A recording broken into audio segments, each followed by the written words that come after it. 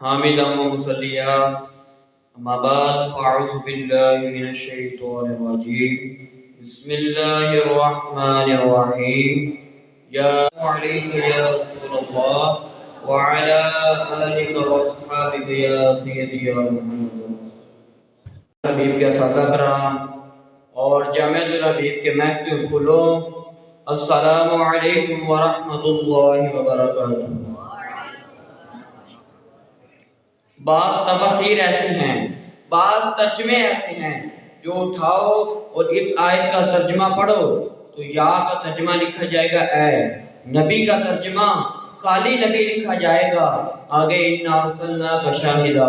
بڑا تعجب ہوا کہ جب اس آیت کا ترجمہ کیا تو یا کا ترجمہ لکھا اے، نبی کا ترجمہ خالی نبی لکھ دیا۔ پہلے گمان گیا کہ نہیں لکھنے والے کو عربی کا کمزور ہوگی، پھر میں نے سوچا کہ نہیں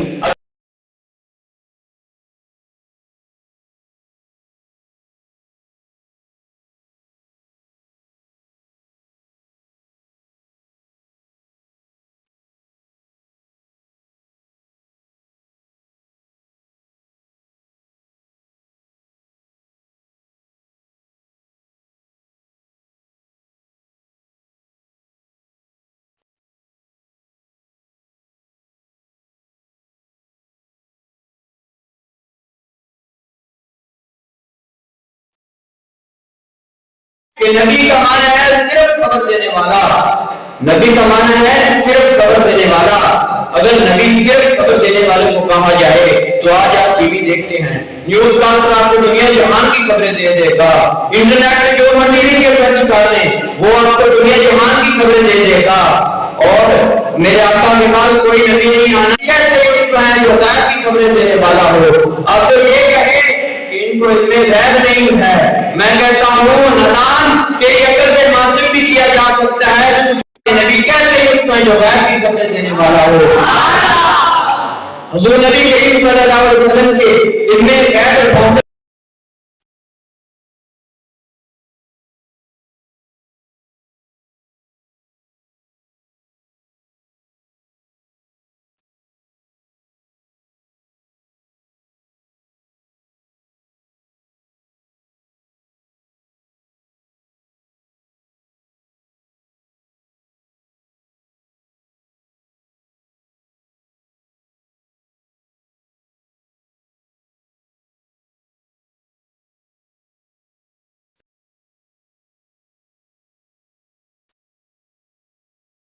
میری مجلس سے میں پردے ڈالنے والوں میں سے ہوں، اگر تمہیں پردے ڈالنا پسند تو سنو، تم تو میرے سامنے بیٹھے ہو، میں تو اس کو بھی جانتا ہوں، اس کے پاس کو بھی جانتا ہوں، میں تو اس کو بھی جانتا ہوں جو سب سے آخر میں جنت میں جائے گا، خالی اس کو نہیں اس کے پاس کو بھی جانتا ہوں۔ یہاں تو ایک علم غیب کی دلیل ہے۔ دوسرا، جب میں نے یہ حدیث پڑھی تو میں جھوم اٹھا کہ جو نبی دشمن کے دل میں چھپے ہوئے کو جانتا ہے وہ نبی مجھے بھی جانتا ہے، وہ نبی آپ سب کو جانتا ہے، وہ نبی آپ کو جانتا ہے، اور وہ نبی خالی ہونے والا نہیں ہے۔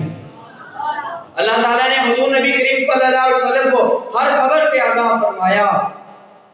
کافر یہ نہیں کہتے تھے کہ ان کو علم غیب نہیں ہے، وہ کہتے تھے نبی نہیں ہے۔ کیا کہا جاتا تھا؟ ابو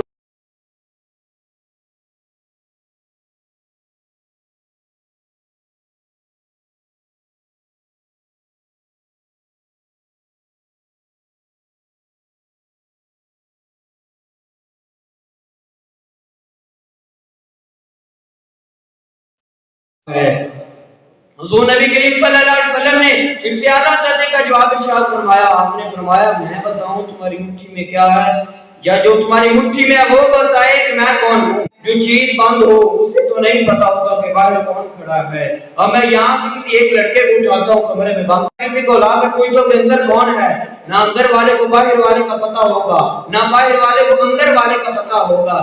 اس کے لیے علم نہیں بلکہ علم غیب ہونا ضروری ہے۔ جب پتھر باندھ مٹھی میں لائے تو جو کہتے ہیں کہ ان کو علم غیب نہیں ہے، سنو جس پر نظر کرم کاٹے اس میں بھی علم غیب آ جاتا ہے۔ حضور نبی کریم صلی اللہ علیہ وسلم نے پتھروں پر توجہ فرمائی، پتھروں میں زبان آ گئی، پتھروں میں جان آ گئی، پتھروں میں علم غیب ان سے نہ ہو چھپا جب خدا ہی نہ چھپا، السلام. دعا ہے کہ اللہ تعالیٰ حضور نبی کریم صلی اللہ علیہ وسلم کے علم غیب کو سمجھنے کی توفیق عطا فرمائے. وما علینا الا البلاغ المبین.